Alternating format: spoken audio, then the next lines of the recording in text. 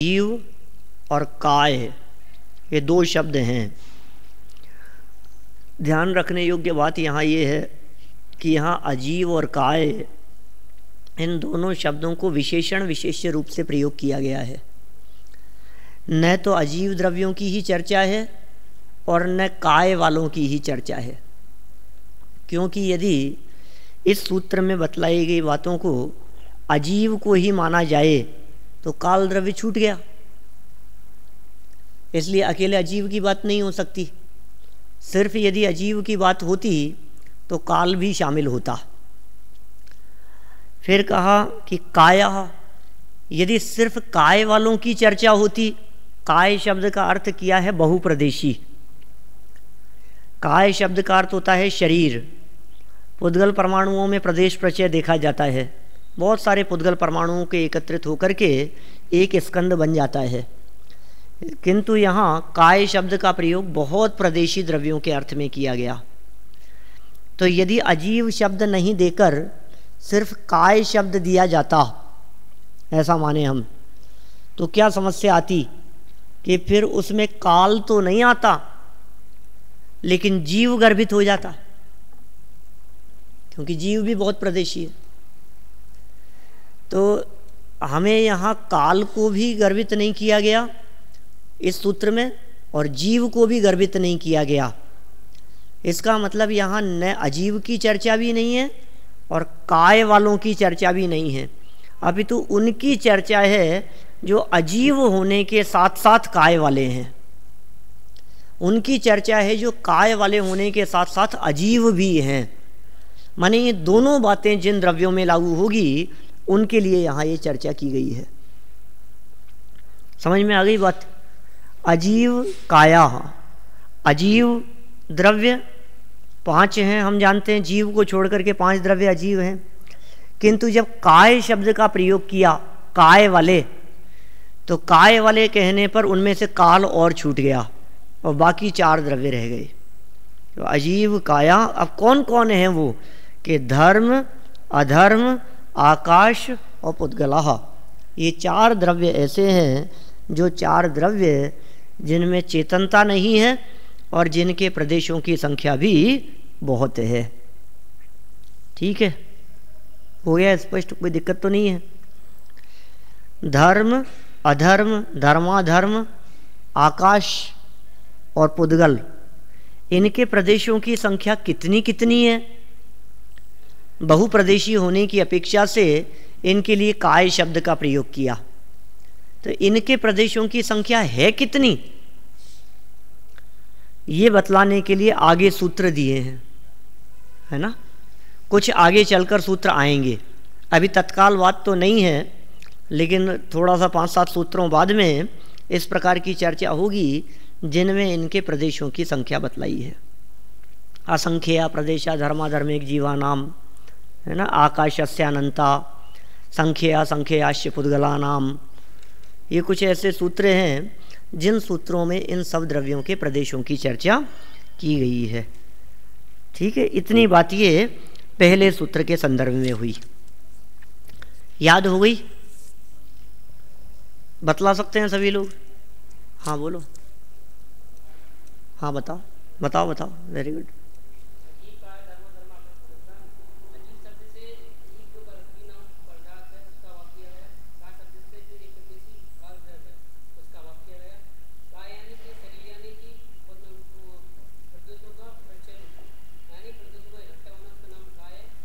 बहुप्रदेशी, ठीक है।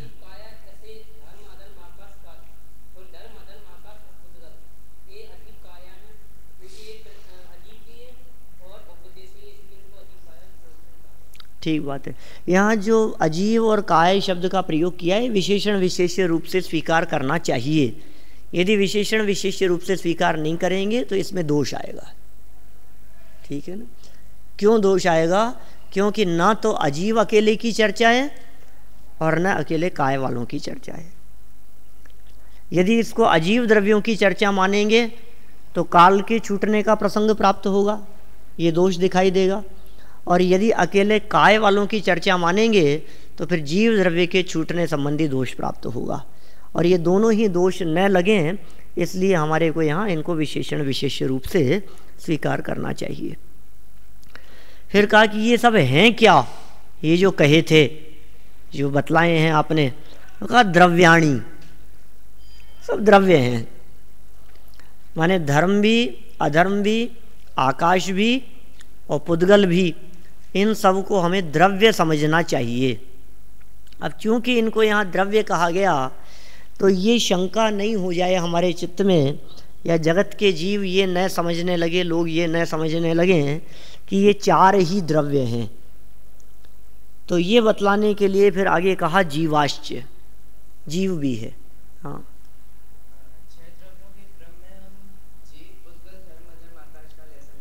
हाँ तो ये, हाँ इसका कोई कारण नहीं है। बैठो नीचे। देखो वस्तु स्थिति यह है कि 6 द्रव्यों का क्रम जो बतलाया गया है वो कोई क्रम नहीं है, बस जिस आचार्य ने जो लिख दिया वही क्रम हो गया। अब चूंकि 6 शब्द हैं ना, जीव, पुद्गल, धर्म, अधर्म, आकाश, काल, अब इन 6 को कहना है तो युगपत तो 6 नहीं कहे जा सकते, एक बार में तो एक ही कहा जाएगा। पहले एक ही शब्द होगा, अब किसी को भी पहले रख दो आप। 6 द्रव्यों में जब 6, अच्छा मान लो 6 विद्यार्थियों के नाम बोलने हैं आपको, बोलो आप, फिर आप देखो जिस भी क्रम से बोलोगे फिर मैं पूछूंगा ये क्रम क्यों लिया। अब ये ऐसे क्या बतलाएं, हमारे को 6 विद्यार्थियों के नाम बोलने हैं, इसमें क्रम थोड़ी ना चलेगा। समझ लो आप इंडिया टीम के 11 प्लेयर हैं, नाम बताओ, आपने नाम बतलाया, फिर हमने पूछा यही क्रम क्यों लिया। इसमें कोई क्रम नहीं है। उमा स्वामी आचार्य की दृष्टि से तत्वार्थ सूत्र में 6 द्रव्यों का क्रम यही बतलाया गया है। ठीक है, जो जीव, अजीव, जीव, पुद्गल आदि जो अपन नाम बतलाते हैं उसका तो अपन फिर प्रयोजन की दृष्टि से बात कह सकते हैं कि भाई सबसे पहले अपने आप को रख लिया जीव है, फिर हमारा निकट का संबंध जिनसे था जैसे पुद्गल को रख लिया, फिर उसके बाद में चलने की बात कही, धर्म, रुकने की बात, फिर स्थिति और परिणमन। तो ये क्रम वहाँ 6 द्रव्यों के रूप में रखा गया और यहाँ उस क्रम से कोई प्रयोजन नहीं है, क्योंकि 6 द्रव्य कोई क्रम से, लाइन से नहीं है। लोकाकाश में जो 6 द्रव्य रहते हैं वे कोई लाइन से नहीं रहते, कोई क्रम से नहीं रहते। मैं आपसे पूछता हूँ, क्लास में आप लोग यहाँ बैठे हैं, आप लोगों के बैठने में क्या क्रम है, बोलो? नहीं बताओ ना, तुम इनके बगल में ही क्यों बैठे, कोई है क्रम?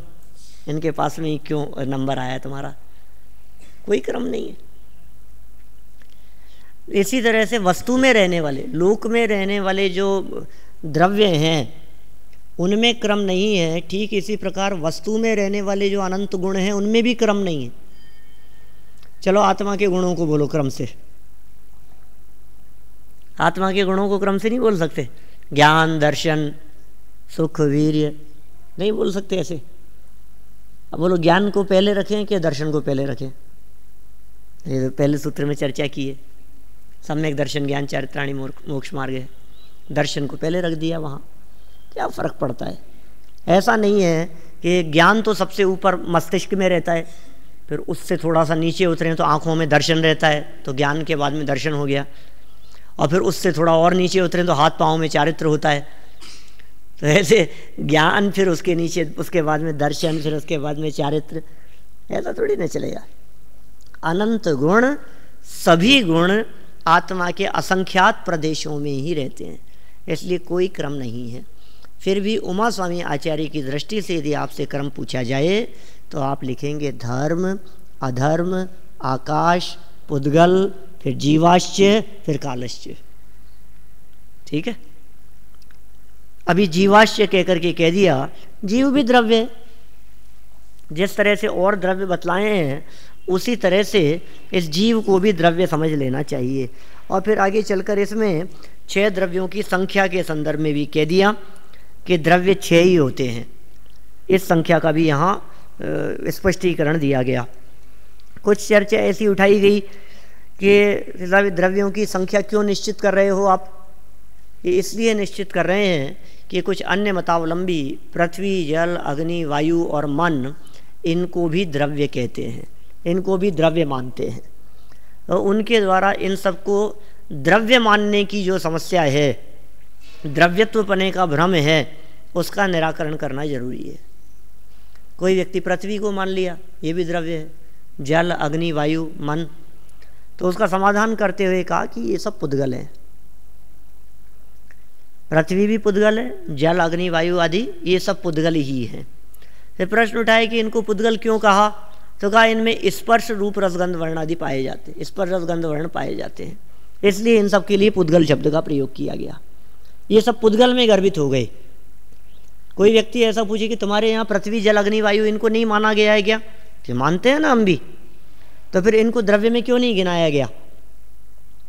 तुमने तो 6 द्रव्यों की संख्या निश्चित कर दी, उनमें गिनाओ इनको भी। कहा नहीं भाई, ऐसा नहीं है, क्योंकि इन सबको हम पुद्गल में स्वीकार करते हैं।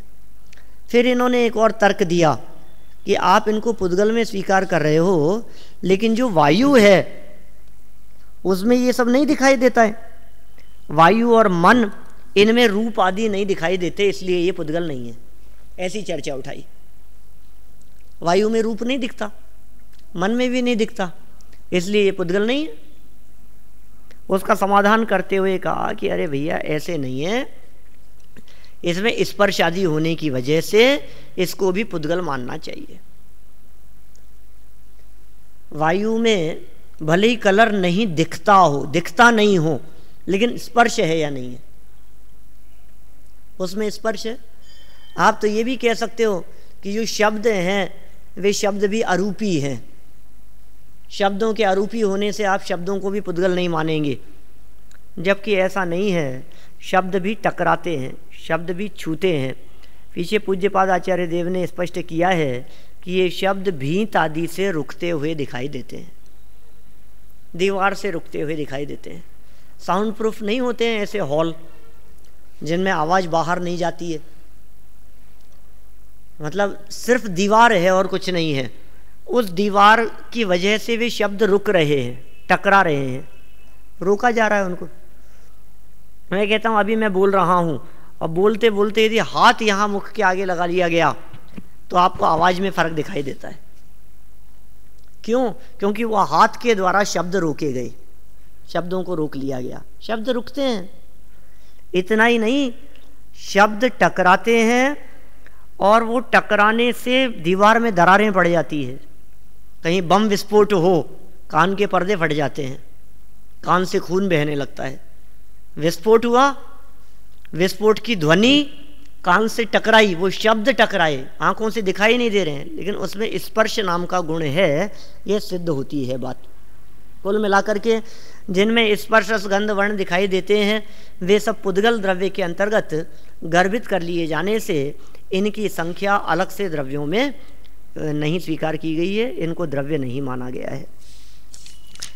देखिए फिर जीव के पश्चात फिर आगे और बात कही, नित्यावस्थितान्य रूपाणी,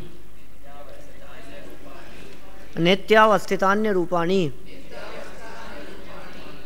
नित्यावस्थितान्य रूपाणी, नित्य अवस्थित और अरूपाणी, नित्य अवस्थितानि अरूपाणी। ठीक है, नित्यावस्थित, नित्यावस्थितानि,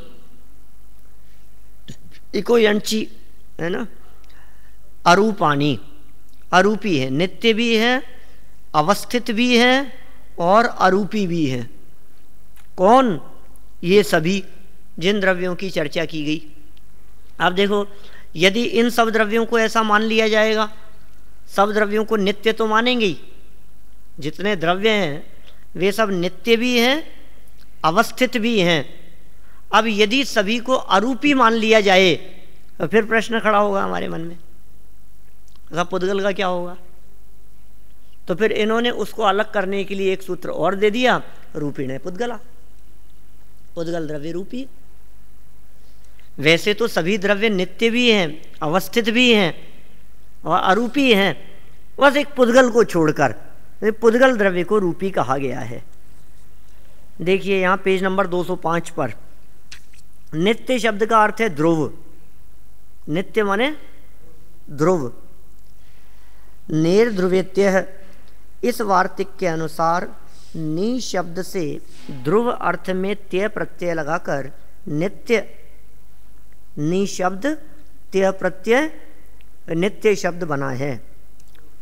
पर्यायार्थिक नय की अपेक्षा गति हेतुत्व आदि रूप विशेष लक्षणों को ग्रहण करने वाले और द्रव्यार्थिक नय की अपेक्षा अस्तित्व आदि रूप सामान्य लक्षण को ग्रहण करने वाले ये छहों द्रव्य कभी भी विनाश को प्राप्त नहीं होते, इसलिए नित्य है। आइए नित्य की व्याख्या आई है, तद्भावाव्ययम नित्यम। तद्भाव, जो जिस वस्तु का जो भाव है वो उसी रूप से रहे, वो है तद्भाव। अव्ययम, उसके उस भाव का नहीं छूटना, माने वस्तु के मूल स्वरूप मूल भाव का नहीं छूटना, वो अव्यय कहलाता है। और ये नित्यता का लक्षण है। नित्य किसे कहते हैं? यहाँ जो नित्यावस्थितानि शब्द का प्रयोग किया उसमें नित्य माने अपने स्वरूप को कभी ना छोड़े, इसलिए नित्य है। अपने स्वरूप को कभी भी नहीं छोड़ते वो, इसलिए नित्य कहलाते हैं। संख्या का कभी व्यभिचार नहीं होता, इसलिए ये अवस्थित हैं। अवस्थित है माने कभी इनकी संख्या नहीं बदलेगी, जितने हैं उतने ही हैं, इसलिए अवस्थित हैं। धर्मादिक छहों द्रव्य कभी भी 6 इस संख्या का उल्लंघन नहीं करते, इसलिए ये अवस्थित कहे जाते हैं। ऐसा नहीं हो सकता किसी द्रव्य का काम किसी और द्रव्य से चल जाए। ऐसा नहीं हो सकता कि किसी द्रव्य का कभी अभाव हो जाए। ऐसा नहीं हो सकता कि जीव कभी ना रहे, काल कभी नहीं रहे, आकाश का अभाव हो जाए। 6 द्रव्य जितने हैं, जो 6 संख्या है, ये 6 संख्या हमेशा बनी ही रहती है। इनमें रूप नहीं पाया जाता। किन में नहीं पाया जाता? इन सब में जो द्रव्य कहे ना, अभी खोला नहीं है, अभी पुद्गल द्रव्य की बात नहीं की है, अभी सिर्फ इतनी बात कही है कि जो द्रव्य हैं वे नित्य हैं, जो द्रव्य हैं वे अवस्थित भी हैं, और जो द्रव्य हैं वे अरूपी भी हैं। ध्यान दीजिएगा, यदि आपसे परीक्षा में नित्यावस्थितान्य रूपाणी शब्द सूत्र पूछा जाता है तो आपको ये रूपिण है पुद्गला सूत्र भी उसकी व्याख्या करते समय लिखना ही पड़ेगा। आप ये नहीं सोचें कि चौथा सूत्र पूछा है, 5वां सूत्र कैसे जोड़ दें इसके साथ में, आपको जोड़ना पड़ेगा उसके साथ में, क्योंकि इसके बिना चौथे सूत्र की व्याख्या पूरी नहीं हो सकती। नित्य हैं, अवस्थित हैं और अरूपी भी हैं, किंतु इन सब को ऐसा कहा तो यह बात हमारे को समझ लेनी चाहिए कि यहाँ पुद्गल द्रव्य रूपी है, पुद्गल का यहाँ ग्रहण नहीं किया जाता, इसमें रूप नहीं पाया जाता, इसलिए अरूपी है। यहाँ केवल रूप का निषेध किया है, किंतु रसादिक उसके सहचारी हैं, अतः उनका भी निषेध हो जाता है, इसलिए अरूपी का अर्थ अमूर्त होता है। ठीक है, अरूपी और अमूर्त इन दोनों में फर्क है। अमूर्त शब्द का प्रयोग किया जाता है इंद्रियों से पकड़ में नहीं आने योग्य, और अरूपी शब्द का अर्थ होता है चक्षु इंद्रिय से न पकड़ में आने योग्य। अरूप, रूप जो शब्द है ना, रूप ये वर्ण नामक गुण का पर्यायवाची है। तो अरूपी माने वर्ण गुण रहित, उसे कहते हैं अरूपी। अरूपी किसका नाम? वर्ण गुण रहित, वो अरूपी कहलाता है। और अमूर्त कि पकड़ में नहीं आने योग्य, इंद्रियों से पकड़ में नहीं आने योग्य, वो कहलाता है अमूर्त। यद्यपि अमूर्त शब्द का प्रयोग अरूपी के अर्थ में और अरूपी का प्रयोग अमूर्त के अर्थ में कर दिया जाता है, कोई ऐतराज नहीं है, तथापि शब्दों में क्या फर्क है? समभिरूढ़ न्याय की दृष्टि से यदि देखेंगे तो समभिरूढ़ न्याय ये कहता है कि यदि शब्द भिन्न प्रयोग किया गया है तो उस शब्द का अर्थ भी भिन्न है। अलग शब्द है, इसका मतलब वो शब्द किसी न किसी अलग पदार्थ का वाच्य होना चाहिए, किसी न किसी अलग बात को वो इंडिकेट करने वाला होना चाहिए। तो यहाँ इन्होंने कह दिया कि भले ही यहाँ अरूपी शब्द का प्रयोग किया है, लेकिन रसादिक भी उसके सहचारी हैं, क्योंकि जहाँ रूप रहता है वहाँ स्पर्श भी रहता है, वहाँ गंध भी रहता है, वहाँ रस भी रहता है। तो ये बातें वहाँ सहचारी होने के कारण उनका भी अरूपी के माध्यम से निषेध हो जाता है। जिस प्रकार सब द्रव्यों का नित्य और अवस्थित ये साधारण लक्षण प्राप्त होता है, उसी प्रकार पुद्गलों में अरूपीपना भी प्राप्त होता है। अतः इसका अपवाद करने के लिए आगे का सूत्र कहते हैं रूपीण है पुद्गलाः, रूपीण है पुद्गलाः, रूपीण है पुद्गलाः। देखिए, एक प्रयोग ऐसा भी आचार्यों के माध्यम से किया गया इसी प्रसंग में कि जो नित्य अवस्थितानि अरूपानि शब्द दिया है ये सब द्रव्यों के लिए लागू होता है। फिर कहा साहब पुद्गल तो रूपी होते हैं, पुद्गलों पे कैसे लागू होगा? तो उसका समाधान करते हुए कहा कि यहाँ पुद्गल द्रव्य की चर्चा है, यहाँ 6 द्रव्यों की चर्चा है। द्रव्य तो सभी अरूपी है, तुम्हें पुद्गल द्रव्य कहाँ दिखता है बतलाओ? तुम्हें तो अनंत पुद्गल परमाणुओं की मिली हुई उसकी स्कंद रूप पर्याय दिखती है। शुद्ध पुद्गल द्रव्य तो पुद्गल का परमाणु ही है, जो इन इंद्रियों के माध्यम से पकड़ में आने योग्य नहीं है। इंद्रियों से पुद्गल परमाणु भी पकड़ में नहीं आता। इसका मतलब 5 द्रव्य तो इंद्रियों के विषय न होने से अमूर्तिक हैं ही, लेकिन शुद्ध पुद्गल द्रव्य जो कि परमाणु रूप है वो भी इंद्रियों से पकड़ में आने योग्य न होने की वजह से वह भी अमूर्तिक है। ऐसा प्रयोग भी आचार्यों ने किया है, वो भी हमारे को खबर होनी चाहिए बात। और पुद्गल का परमाणु इंद्रियों का विषय नहीं है, छद्मस्थ का विषय तो है। समझ में आ रही है अंतर क्या है? पुद्गल का परमाणु छद्मस्थ के पकड़ में तो आ सकता है, लेकिन इंद्रियों से पकड़ में नहीं आ सकता। सर्वावधि परमावधि ज्ञान वाले ऐसे विशिष्ट अवधि ज्ञान हो सकते हैं जो बिना इंद्रियों के सहयोग के डायरेक्ट उस पुद्गल परमाणु को जान सके। ठीक है, अब फिर उनको रूपी क्यों कहा? फिर ऐसा प्रश्न उठाया कि रूपी होने की सामर्थ्य है, इसलिए ऐसा प्रश्न और उठाया है। ये जो अपने श्लोक वार्तिक आदि ग्रंथ है ना, उनमें बहुत विस्तार से इन सब बातों की चर्चा है। माने समझ लीजिए एक एक अध्याय के लिए एक एक ग्रंथ जैसा है, पूरा अलग, क्योंकि 7 भाग हैं उसके, 7 भाग हैं, 10 अध्याय हैं। बहुत बहुत विस्तार से वर्णन किया है, बहुत व्याख्या की है। ऐसी चर्चा उठाई कि साहब काल को आपने काय रूप से स्वीकार नहीं किया। क्यों नहीं स्वीकार किया? क्योंकि काल एक प्रदेशी है। फिर उन्होंने तर्क उठाया, फिर पुद्गल का परमाणु भी तो एक प्रदेशी ही है, उसको भी आपको यहां स्वीकार नहीं करना चाहिए था। अजीब काया, इसमें पुद्गल को भी स्वीकार नहीं करना चाहिए था, क्योंकि पुद्गल द्रव्य तो वही है ना, एक पुद्गल का परमाणु, वो शुद्ध पुद्गल द्रव्य है। फिर उसका जवाब दिया, हो सकता है इसमें भी आगे आएगी चर्चा, क्योंकि अभी प्रदेशों की चर्चा करेंगे ना आगे, तो शायद इस चर्चा को पूज्यपाद स्वामी भी उठाएं। का बहुप्रदेशी होने की सामर्थ्य पुद्गल परमाणुओं में पाई जाती है। क्योंकि पुद्गल का परमाणु शुद्ध द्रव्य तो एक प्रदेशी ही है, लेकिन फिर भी उन पुद्गल के परमाणुओं में बहुप्रदेशी होने की, स्कंद रूप होने की सामर्थ्य प्राप्त होती है। इसलिए उन पुद्गल परमाणुओं को कायवान कह करके पुकारा गया है, अस्थि काय कह करके पुकारा गया है। फिर शंका उठाई, तो कालाणु को क्यों नहीं मान लेते ऐसा? तो कहा कालाणु सब स्वतंत्र रहते हैं, उन कालाणुओं में स्कंद रूप होने की सामर्थ्य नहीं है, इसलिए काल अस्थि काय नहीं है। चर्चा समझ में आ रही है? कठिन तो नहीं है कुछ बात? मतलब आपसे सर्वार सिद्धि की विशेषता ही यही है, समझ लो आप। सर्वार सिद्धि के पेपर में यदि आप इस तरह से तर्क उठा करके जवाब नहीं देंगे तो ये नहीं समझा जाएगा कि आप सर्वार सिद्धि पढ़े हुए विद्यार्थी हैं। जब भी कोई सूत्र पूछा गया, जब भी कोई चर्चा की गई, तो आप उस चर्चा में, उस प्रसंग में अपनी तरफ से तर्क उठाएं। या तो यहाँ पूज्यपाद स्वामी ने दिए ही हैं, वे याद हों आपको, और यदि याद नहीं है तो वहाँ तत्काल अपनी बुद्धि का प्रयोग करके कि भाई यहाँ इस शब्द का प्रयोग क्यों किया गया, इस शब्द का प्रयोग क्यों नहीं किया गया, इसकी क्या उपयोगिता है, इसका प्रयोग नहीं करते तो क्या होता, इसका प्रयोग और हो जाता तो क्या आपत्ति होती। इस तरह से आपको इन सूत्रों की व्याख्या करनी होगी।